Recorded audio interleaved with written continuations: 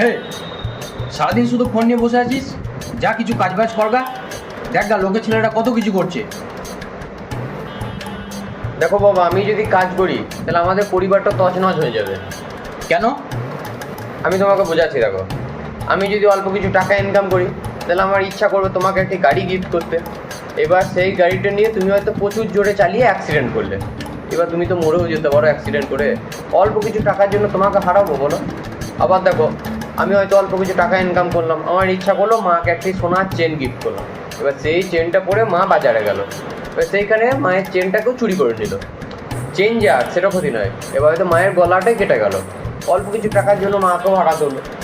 আবার দেখো, অল্প কিছু আমি টাকা ইনকাম করলাম, আমার ইচ্ছা করলো বোনকে ভালো জায়গায় পড়াবো, তার জন্য বোনকে বিদেশ পাঠাতে হলো। এবার বিদেশ যেয়ে বোন আমাদের ভুলে গেল। এবার অল্প কিছু টাকার জন্য বোনকে ভুলতে হবে বলো? বাবাকে শেখাবি তুই? বাবাকে শেখাবি?